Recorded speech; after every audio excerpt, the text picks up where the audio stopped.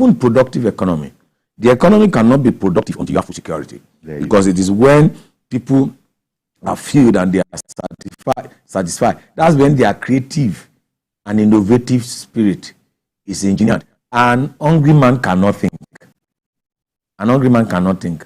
So okay, the reference to Nicola Kokuti, numerous songs. I think somehow I just remembered Suffering and Smiling. Yeah, and Fela was actually criticizing the people for suffering and smiling, because you see smiles, you won't even think that we they have underlining. Yeah, but there are underlining issues that are not being expressed, which he was expressing at the time and was criticizing the people for your suffering and smiling. Nigerian people are special of human beings. God created us in such a unique and dynamic way. Do you recall at that particular point in time, the happiness index? Say Nigerians are the most happiest people. Happiest people. So we have the capacity, the shock absorber, to take whatever comes our way. And some of the things we have gone through in this country, if some other nations have gone through, they will have utterly collapsed. They will have disintegrated. Nations like Yugoslavia that share similar attributes with Nigeria, or nations like USSR that will share similar attributes in terms of landmass, in terms of ethnicity and diversity and complexity of that nation. Today, you don't have the Union Soviet Republic again, especially Soviet Republic again. Now you have Russia and multiple independent nations. So the capacity to weather the storm, God has given us. What we have gone through, many nations wouldn't go through it and still be on their feet. So it goes back, fleshing this conversation out. Nigerians have this resilient spirit that led to Fela criticizing, doing his social commentary of Nigerians are suffering and smiling. But that smile, and you said there were references to this, I don't know, there's spurious studies that Nigerians have the highest happiness index. But that smile, that symbolic smile appears to be wearing thin now, such that there are those who even seek to use it even politically, and there must be a danger there. But the truth exists that things are a lot harder than they were just a year ago. Yeah, exactly. Just a year ago. Just a year ago, we couldn't access money. I recall today, because today my wife gave birth to my son. I was in the hospital, so I knew what it was to get cash, to make payments and all of that transaction. That's when we had this Naira exchange, what have you. The question is, how did we get here within a year? Are there ex-forces within the government? Are there people trying to sabotage the government, or is the government not aware of the realities of the problem, the enormous problem at hand? So these are the areas that we need to look at. Because and then look at the pictures, Doctor. Okay, they've taken the picture. But I was going to use the picture to say there are those who have said that, don't get it wrong, there is no shortage of food. So that's why we return to the inflation part of it. The foods that are available are priced beyond any kind of measure. Because when you have too much money pursuing few goods, basic economics 101 tells you that that's inflation. Do we have that problem too? Too much money? Too much money going after chasing few goods, because the supplies are not released. Yes. You see that it took the minister to threaten the cement manufacturing company. Let me just go to even infrastructure. Yes. That we open up the border. Once we open up the border, it will crash the price of cement. And that's when the people making cement are to reason with the government. My take is that, how is it that within a year, the value of Naira collapsed the way it collapsed? It has. The price of goods skyrocketed the way it's not that the population of Nigeria increased tremendously in the last. There's a population explosion. So you begin to ask the question: what is really the problem? And who are behind this issue? That is the question. What or who are behind these issues? Yesterday I was looking at it. The Naira dollar exchange rate was 1,950. So it's clear to me In fact, people were saying, that is to say, the commentator in the paper was saying, following up on that exchange rate, the IMF prediction of 2001, which we would have said, Abba, Naira 2010 Naira to the dollar. Come on, IMF, behave yourself. It's not so far-fetched now. And they have said, people have said that it's actually going to get worse before it gets better. No. Okay, let's isolate Nigeria from the rest of West African sub-region first and look at it. We're having a problem. Other West African countries having some similar problems. As their currency, does Nigeria exist in isolation in this modern time? You know, that's an important economic question. Now, as the value of Ghanaian cedi collapsed the way our Naira collapsed, as the value of CFA franc collapsed the way it collapsed? They are even saying that our brothers in Chad, in Niger, are actually taking advantage of this situation because certainly their franc, the CFA, it gives them better value than the Naira could ever give them. That's when you begin to think that there's more to this than meets the eye. Because Nigeria does not exist in isolation. Why is it that it is the Naira all of a sudden, as if Nigeria exists in a different planet from other countries in Africa, from other countries in the world? It's only our own currency.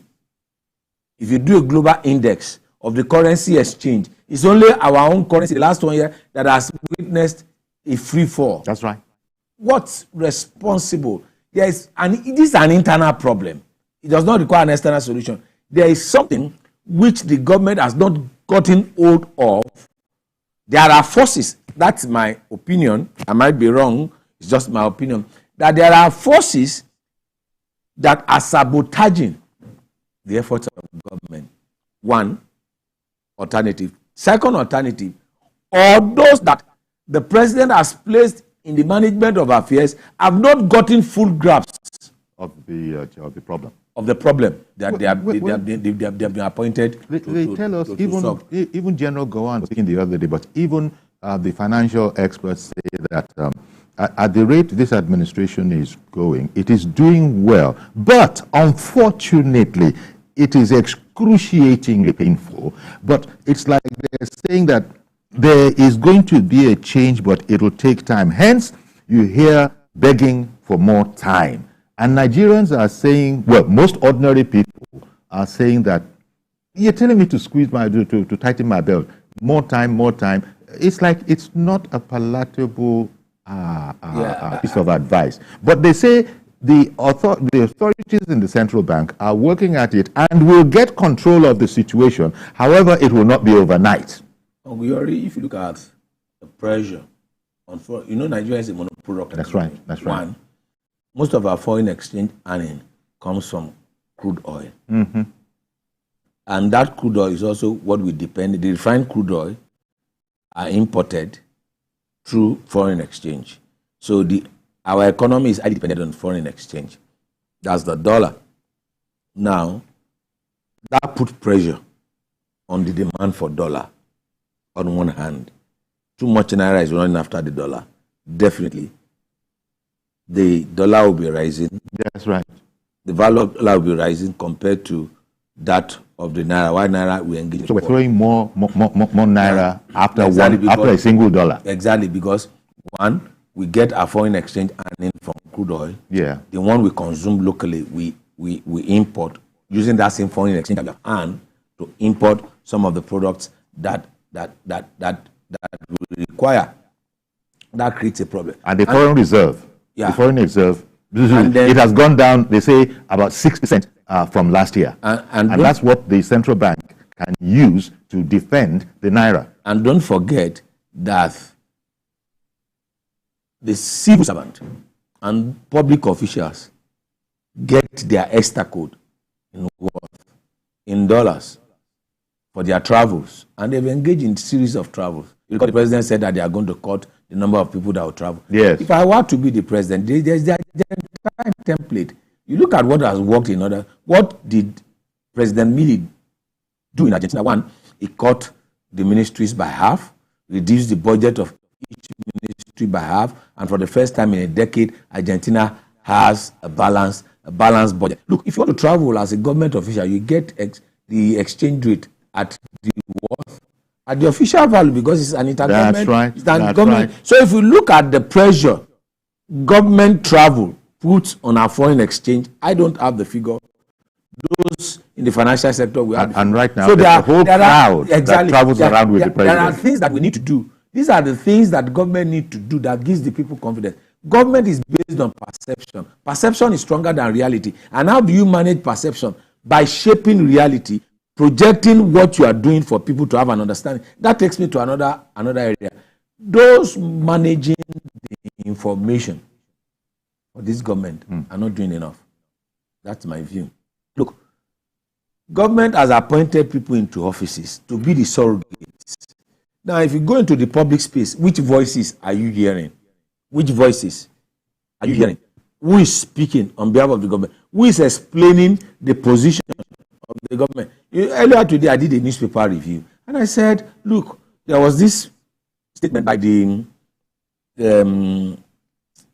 Senate President that the federal government released 30 billion naira for each of the state government, which the Oyo state government said, no, he has not received it. I said, what government needs to do is to be transparent. Transparency is the accountability. We have released also, there is no secrecy. We have released also amount of money for the state government to combat food insecurity. This also amount will go to, what you'll be hearing it in muffled tones, like rumors and what have you. The government not coming out to explain. This is public money. This is public policy. I like the point you make, Doctor, about those in charge of information dissemination in government. Just about every person is a PR person for the government. But there are specialists, the Ministry of Information in particular.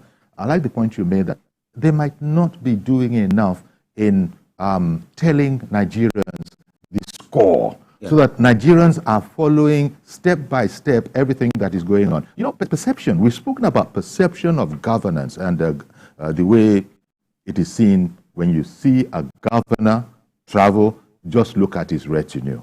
When you see the president travel, just look at, when you see all the accoutrements of government, nothing looks strained or poor or frugal in all of that. That's what I'm saying. And it's part of the psychological profile that the government is no doubt inadvertently putting out, that, well, it's not too bad with some, even though we hear from President Tinubu who says, I feel your pain. But you see, some of the actions are not indicating that. And then you get these groups forming themselves in the polity and saying that we be power, we are hungry, and then all sorts of people joining in on that. Whereas you're in governance, in democracy, the opposition have their voices. Yes. The government must have its say. Yes. As what is government saying? This is the battle of public opinion. It is. Whose narrative is being pushed in the public domain? Exactly. Who are the surrogates of the government? If you have been appointed as minister, you're a surrogate. Really? To the government. Who are those that are coming out to speak that, okay, this is what we have done in this particular sector. Yes. Let me talk about the finance sector. This is what we have done in the transport sector. This is what we have done in the food and agriculture sector. Have you even seen the Minister of Agriculture or what have you from that ministry coming out to project what government is doing, what government has done, what government has put in place, what measures they have taken to address the... Look, every one of us is hungry. It's a fact. There's no denying that fact. Yeah, but we get this knowledge from... we begin to adduce reasons for this among ourselves, as opposed to government with agent surrogates haven't explained it. Exactly. Sorry, I don't have to reason with you if you don't explain to me. That's the point. I don't have to think for you. Do government expect people to think for them? Whereas government needs to shape the thinking of people, set the agenda, and project what government is doing. Look, it took that Senate discussion for us to know that 30 billion. You know, it took, I didn't know who released that statement. Okay, we discussed it one time. You know, the 100 million for the House of Rep members and the 200 million. But it was not open, it was not transparent until we begin to have muff tones and ush tones and rumors. Government is for the people.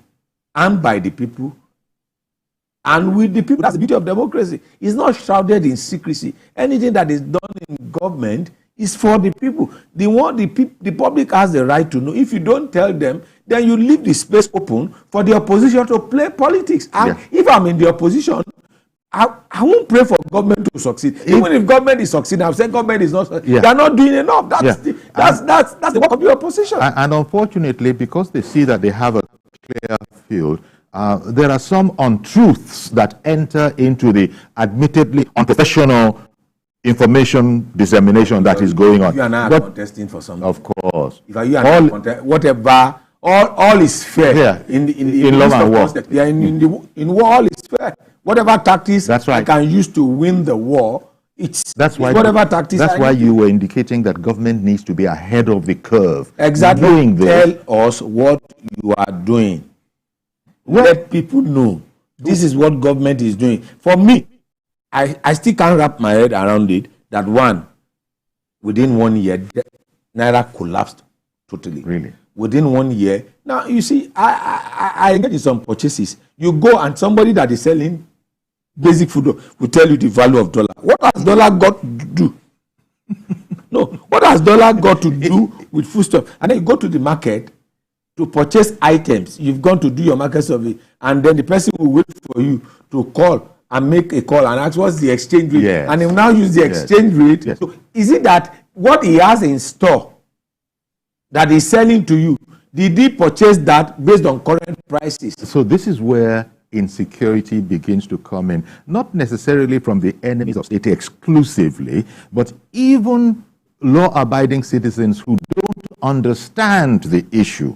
They can become dangerous in their thinking, their perception, and this also adds to the insecurity in the land. Uncle Yori, the only way to take care of the mob, the principle of Rome is to entertain them and feed them. That's how you control the mob. And that's how the Colosseum was created. And then you bring gladiators, and then you entertain the Roman mob. You see, the only way to have the support of the people, because in democracy is not control, it's about support. It's about meeting their basic need. And the basic demand is food. How come God has blessed Nigeria with arable land? You travel the length and breadth of this country, and then you wonder, are we not producing the yams? Are we not producing the maize? Are we not? But people are quick to cite insecurity from insurgents and bandits and all of that. I agree to a certain extent it affects the output. But what measures do we put in place to ensure that most of it are not exported? Because you don't leave everything. You don't leave everything. You just remember the cooking gas issue. That was said that the reason why the price of cooking gas has gone up is because a lot of it has been exported. No nation lives because food security is national security. Every nation. As you were making this point, I was reminded of a news report 2 days ago or so of food trucks being intercepted in the north. Being taken to Niger and Chad. You've been taken to Niger, Chad, and all of those places. Food, and yet Nigeria has a food shortage. I guess that's the best way to put it. Because and then some of these farmers got fertilizer from government. That's right, to help. They got support from government in order to provide food security. Because if people are not fed, you could have mob on the street. So this goes back to the mention you made of those who are working against this government. Exactly. Because, look, there are agencies of government to curb that. There are agencies of government to address that. How well are they doing? How well are they doing their responsibility? Look, what we produce in Nigeria, all you need to do is to go to My 12 and you go to, I remember this mark, Ilepo, and see how some foodstuff got rotten.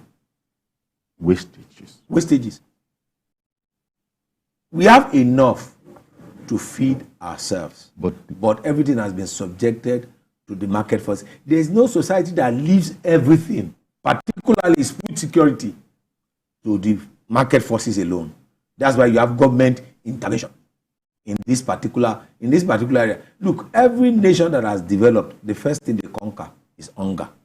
So the hunger. The cheapest thing you can see is look at food that people can't afford. Yam, the price of yam has gone up, and it is at these markets that Nigerians will hear the latest exchange rate for the naira. You had said, and what does that have to do with this? Exactly. For the latest exchange rate that we used to sell this. That they will now. And then what's the lifespan? What's the lifespan of this food produce?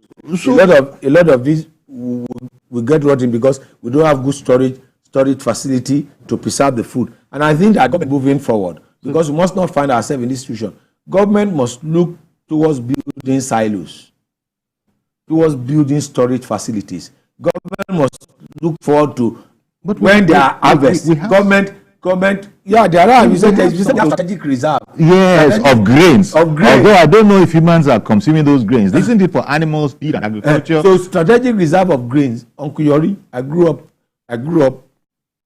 in Ikeja area of Lagos, particularly in Iju. I know Ikeja Industrial Estate. I need cocoa reserves. All you just need to do is just to go to Obakran, we use TC opposite Guinea. What they used to preserve cocoa in those days. Then if you are going towards Acme, you still see what they used to preserve. I've not seen any silo in Lagos. Are you getting my point? There is the need for government to take proactive action. Moving forward, look, this cycle has become a vicious one. Now, if this problem we have this year, there's every likelihood if we don't take the necessary step to address it, to have this problem. And the first global economic crisis, the first documented by man, was what happened in Egypt when Joseph that's right. When Joseph was the prime minister. And what was the solution? It was about food. Egypt had control over food production and distribution. As a result of that, Egypt was the center of civilization. And what did they do? It's very simple. I've shared it with my students. I said, if I'm appointed Minister of Economic Planning, is that template I'm going to read? Really? They built silos. They built new cities. They appointed officials. They built new roads. They stored up for the lean years. The template is there. That's what brought about the structure of civil service. If you read it, Joseph was a prime minister. And then he said, you are captains of 50, captains of 70, captains of new cities, new roads, new colleges, and the rest of it. It is what brought about modern day government. Although one would not go as far as saying that those in charge now don't have a clue, because we have been warned that when you consider the damage that the Buhari administration did to just about everything, even though Tinubu has always said that he's not even going to go there. He doesn't want to talk about that. I begged for this job. Don't feel sorry for me. But it's a heck of a job he has on his hands, because it has to undo a lot of damage that was done in terms of these developmental processes that was either done or not done, and then continue from there. So I think it should just be mentioned that experts have also said that all of this thing you are seeing, it was known that it was going to be this bad. It was known beyond the political, because of what the Tinubu administration inherited from the Buhari administration. Uncle Yori, we sat here during the election. We are on the eve of the election. You know, the election is 1 year today. Okay. This is the eve of the election. By Sunday it will be 1 year. On 25th of February we had the presidential election. We said that whoever wins the election is coming to inherit a bottle of problems. That's right. That Nigerians need to be patient and understand. They're even circulating something on social media to that effect now. Because these were prophets, economic prophets, who were saying it. So the damage has already been done. It had beyond the political inaction of the president. There were also natural factors. You recall the floods. That's right. The floods that affected the release of water from Cameroon, from the dam in Cameroon, the overflooding of River Niger and River Benue that affected a lot of farmlands. Exactly. These were things that anyone, It's just that it's for those in government to come out and explain to Nigerians for them to see the thing is that there's no magic word to solve this problem. We just have to be patient. And then what are the things that we are doing to make things right? We on our own path, which is important. We on our own path, we are also making sacrifices. Indeed. That's the way you manage perception. That's the way you control perception. If you don't, you children do what we do. No, beyond the saying, there must be a doing. Indeed. We'll take a break now because this administration, quite frankly, had nowhere else to go. It seems to us that, look, the Tinubu administration bit the bullet. Although he has received criticism, a very vociferous, very intense criticism, but there was nowhere else to go. If only what Tinubu did at the beginning of his administration had been done by Buhari 8-9 years ago, it would have been different now. At the top. It would have been different now. Uncle Yori is only at the top. It is. It is. Okay, before I go on that break, Mr. George, good morning to you. Good morning, Uncle Yori. Good morning. And good morning to Dr. Johnson again this morning. Uncle George, good morning. Uncle Yori, no one needs to tell Mr. President that there are very many people or strong forces in Nigeria who don't want him to succeed. Judging by what we saw before his election, the election itself, and the judiciary trials about the challenging his election. Mm-hmm. Looking at those scenarios, nobody needs to tell Mr. President that there are people who are, the only thing they know how to do every day when they wake up is to think of how to bring down this country. But what I expect him to do is, in this recognition, to be hard enough in his dealings with affairs of the country. The rate of the Naira, the rate of exchange of the Naira is fake. If you look critically into I've talked to several economists, the actual value of the Naira today is between 700 to 800 Naira. All other artificial... Not the 1,900 and something that we are hearing. At all. What is happening is the banks, these bank executives are in collaboration with these strong forces who want to bring down the government. The other time, the CBN governor told us that $5 billion were being, hoarded by the banks. I am still reliably informed that there is still another $7 billion that they are holding. Who are these people? The CBN governor needs to go hard on these people, remove many of these MDs. He knows them. I can tell Uncle Yori, he knows these people. Why is the government so lenient about people who are bringing down the country? All right.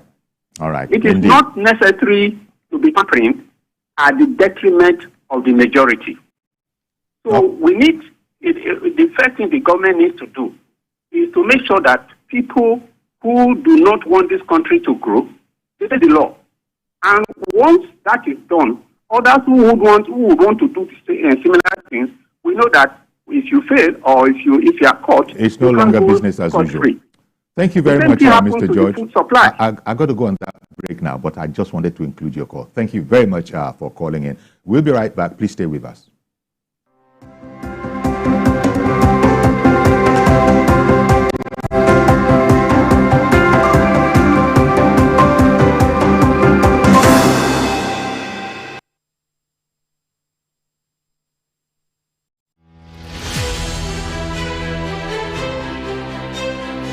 It's the most visited state in Africa. As the fifth largest economy on the continent, covering Lagos and its government is no mean feat. It's a busy beat.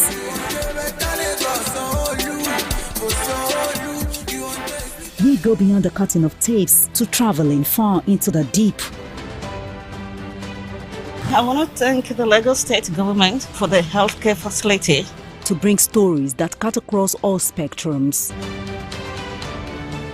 A greater Lagos shall be ours. Stories that define our collective well-being as Lagosians. I'm Adedoja Salamadeniyi. I live in Lagos, inside Lagos.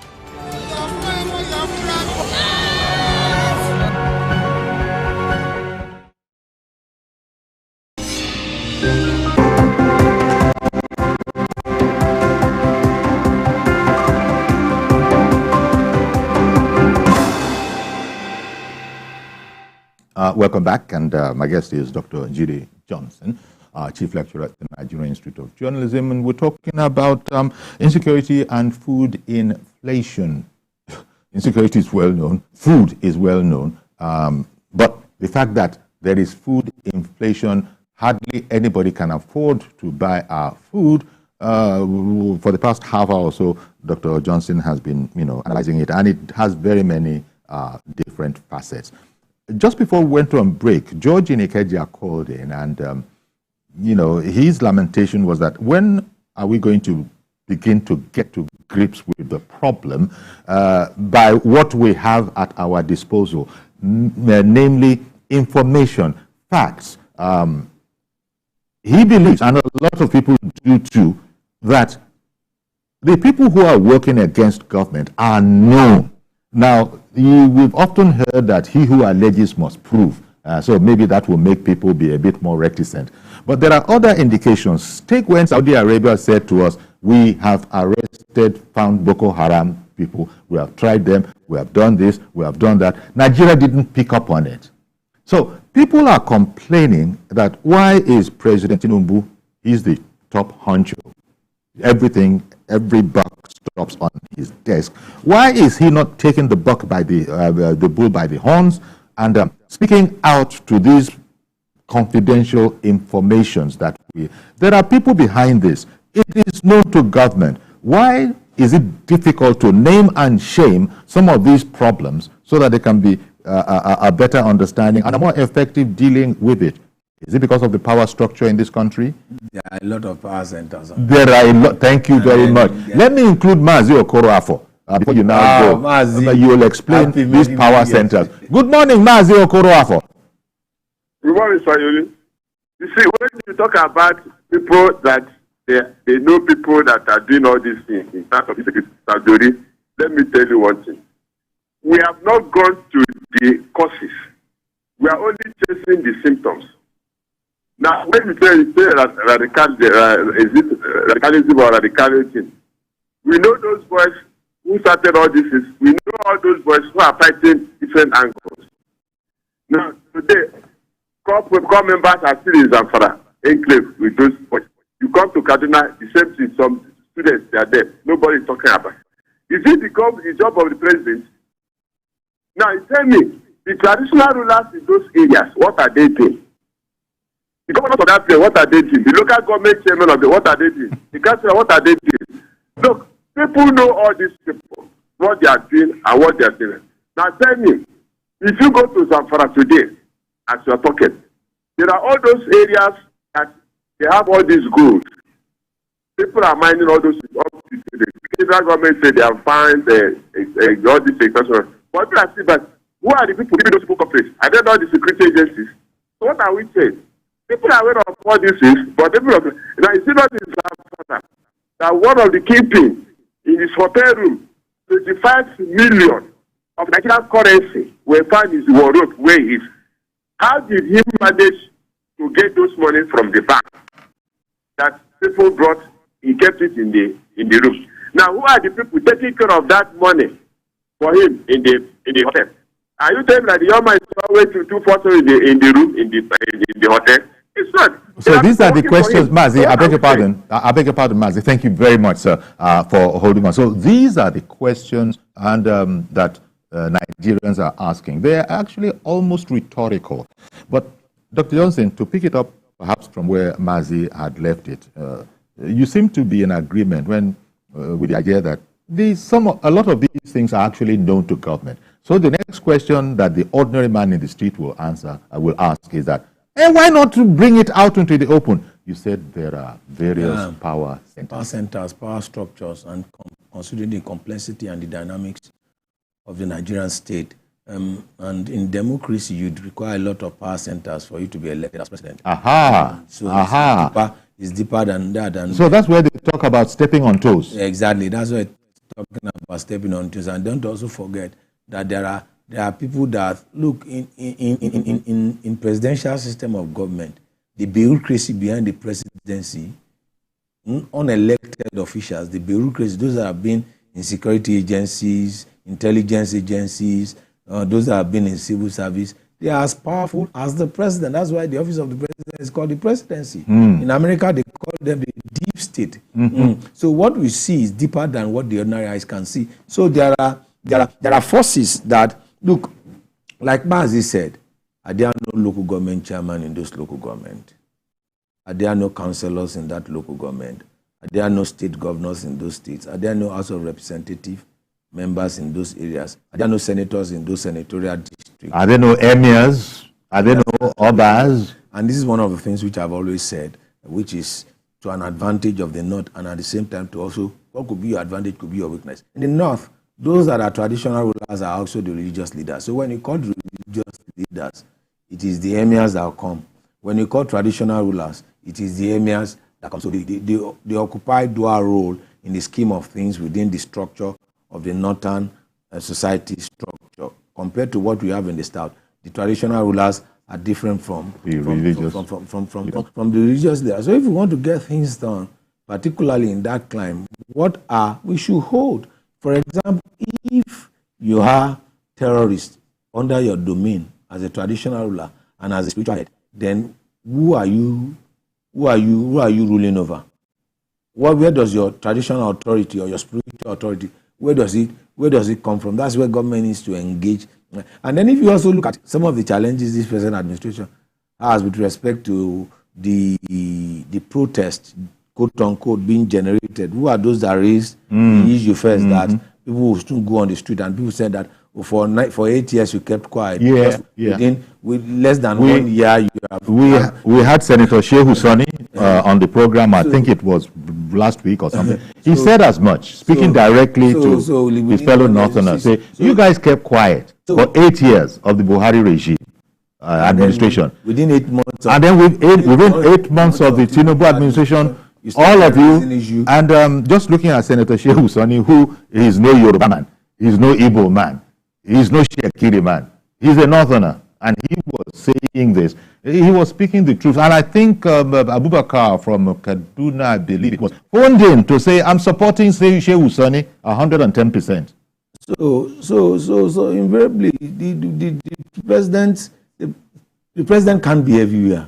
One of the beauty of presidential system of government is delegation of authority. So, sorry, sir, part of the problem, I think, from what you've also explained, maybe some people sort of half knew it, is that it's not as easy as people think to speak the truth as to where problems lie in this land. You explained that democracy being what it is, seeking an election being what it is, aid comes from so many different places. There are special interests. There are special interests. Even in the United States of America. And areas where you can. But we've heard people boast before. President Obasanjo, back in his day, remember when he was going to come to power for the first time, I remember Sonny Rabo, of radio in those days, was saying, are you willing to step on toes? He said, Sonny, I will step on toes. I don't know whether he stepped on toes after he arrived in office. You see, there is a different ballgame. They said, once you get to Washington will make you to become Washington. That's the American. Yes. And so most people go to Washington with lofty ideas. Yes. But when you see the various special interests, you see the big pharma, you see the military industrial complex, and then you want to seek re-election, and then you need funding for re-election, then you know that you have to toe the line of the military industrial complex. That's why you still see that America will continually be going on war, because it is those that are producing arms and ammunition that are supporting the legislature. So presidents have a lot to contend with. A lot of forces to contend with. It's only a president that is not trying to seek re-election. Yes. Well, you know what? So I'm going to do one term, yes, and I'm going to step on toes, and I'm going to clear. Because look, Once it's time for election, you have to beg for vote.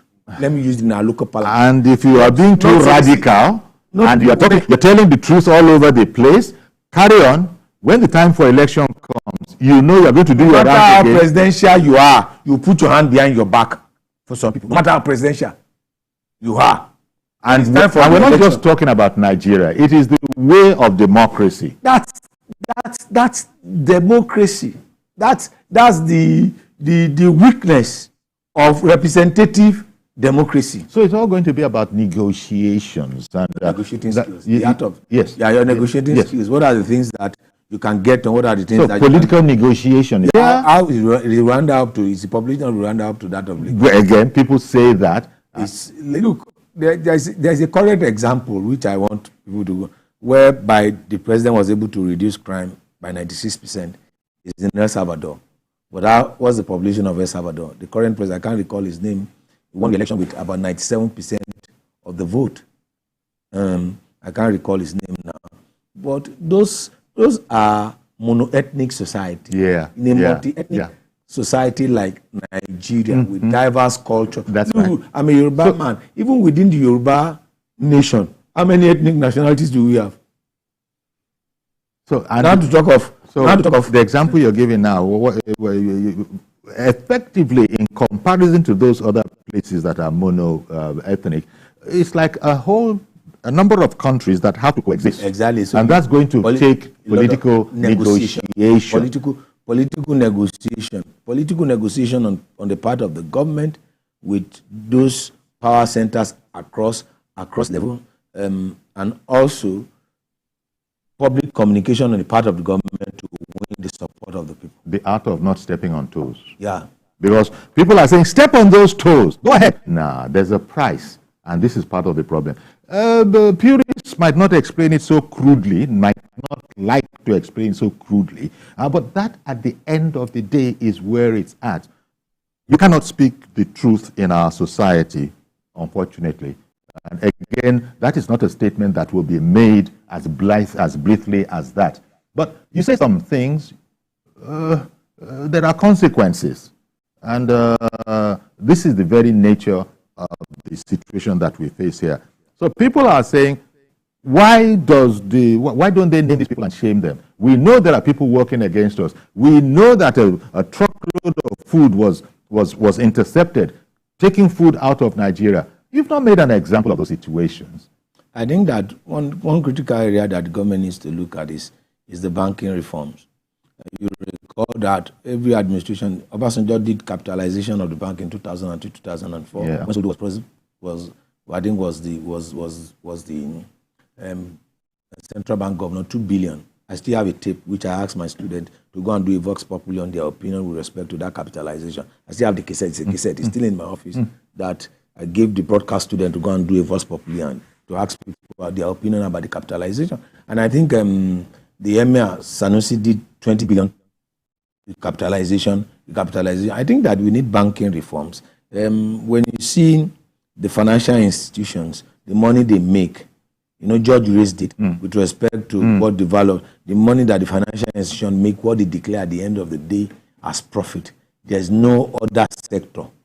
And you begin to wonder, where do they make this money from? How did they make this? How did they make this particular money that they declare this profit? We all see their balance sheet, their annual general meetings report. We see the annual financial report, and we see that. So there's a need for the central bank governor, like George pointed out, to look into this particular issue. If you are making money, where are you investing the money? At least there should be a policy that will require banks either 5% or 10% of their return on investment to be invested in agriculture, to be invested in security. What was the way that Fashola solved Lagos security problem? You recall the security problem, the security challenges in Lagos State, and then there was the Lagos Security Fund, where all the major organizations and companies in Lagos contributed money. Yes, they became stakeholders. It became stakeholders, and then government engaged them, and as a result of that, Lagos was secured. Could we have that template? Could we have that template in Nigeria? These are some of the areas that we need to look into. The issue of security, the issue of food security cannot be handled by government alone. There's a need for public participation. In what way can we engage this private sector?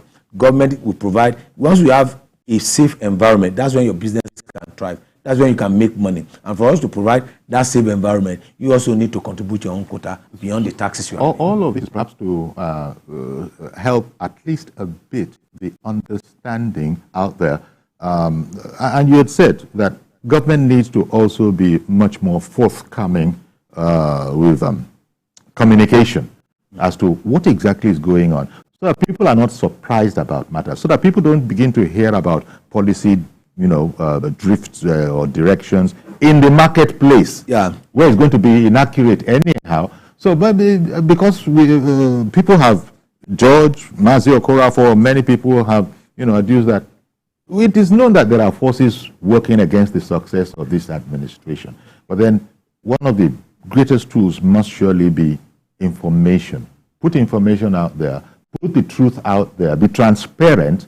And so when you put anything else on social media, people at least have something, to evaluate and to counter with. Say, it's not so. We know what's going on. Even though they might not, as a result of that, be ready to cut government a lot of slack, but at least they know that there are detractors of government who willy-nilly, no matter what they do, will still be criticizing them. But at least the more reasonable ones among them will have a better understanding of the score. Dr. Johnson, as always, you're always exciting when you come on. Thank you. Thank you very much. My final take is that you all understand that we don't have any other country than Nigeria. And this elections have ended. And this one. Now it's time for governance, and we must all put our hands together to make Nigeria work. If there's crisis in Nigeria, it should affect the whole of Africa, and we pray that Nigeria should succeed. Whoever wins the election has become the president, and we must all support him. Dr. Jide Johnson, Chief Lecturer, Nigerian Institute of Journalism. That's where we leave it today. Please join us on Monday for the next fresh edition of the program. I am Yori Folani. Do have a great weekend. Bye-bye for now.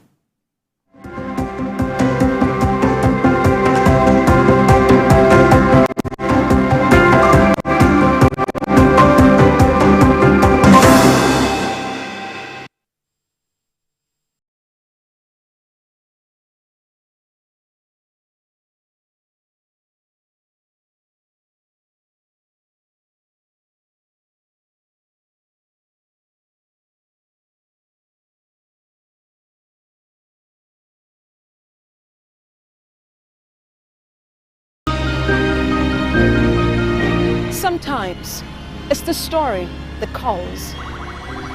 At other times, the people just want to be heard. School, I need students, but I need teacher. Can't continue like this.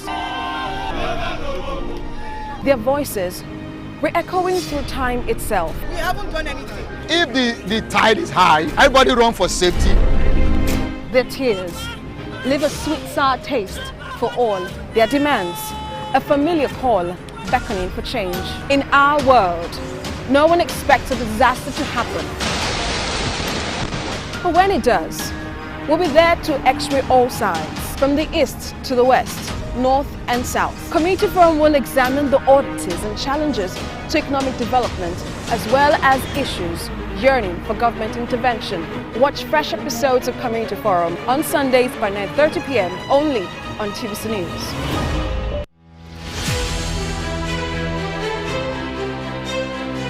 It's the most visited state in Africa. As the fifth largest economy on the continent, covering Lagos and its government is no mean feat. It's a busy beat.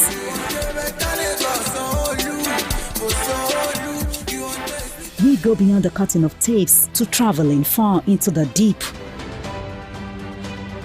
I want to thank the Lagos State government for the healthcare facility. To bring stories that cut across all spectrums. A greater Lagos shall be ours. Stories that define our collective well-being as Lagosians. I'm Adedoja Salamadeni. I live in Lagos, inside Lagos.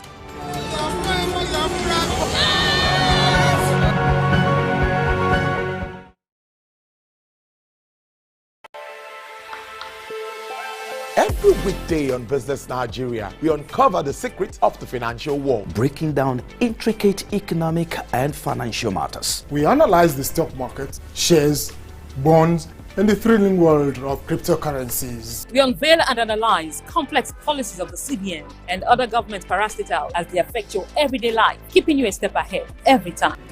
Okay, this is good. facts matter. Our team dives deep to separate fact from popular opinion. We simplify complex government policies as it impacts your everyday life, helping you navigate the ever-changing financial landscape. Watch Business Nigeria every weekday at 2 p.m. only on TVC News. First, with breaking news.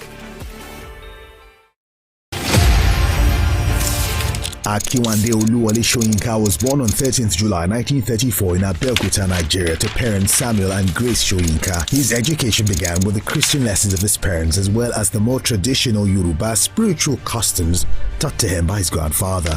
He had his preparatory university studies at Government College Ibadan in 1954, subsequently University College Ibadan, and he continued at the University of Leeds, earned a bachelor's degree in English literature. Soyinka's master's degree focused on projects combining his Yoruba culture with traditional British theatre traditions. He later returned to school in Nigeria to study African theatre, during which time he continued to produce poems and plays, one of which appeared on Nigerian television. Shortly after, he became the chief of the Cathedral of Drama at the University of Ibadan. Nigeria had only recently gained independence from Britain and political corruption was at a high. Soyinka's plays and poems became increasingly political and he began giving speeches protesting government corruption. He was accused of conspiring with the Biafra rebels. He was therefore arrested and imprisoned in 1967 for almost 2 years during the Civil War, but managed during his time to write numerous poems. He was finally released in 1969 after a brief period in France. He returned to his position at the university where he founded the magazine Black Orpheus. He left his position and Nigeria in 1971, wary of the political climate of the country.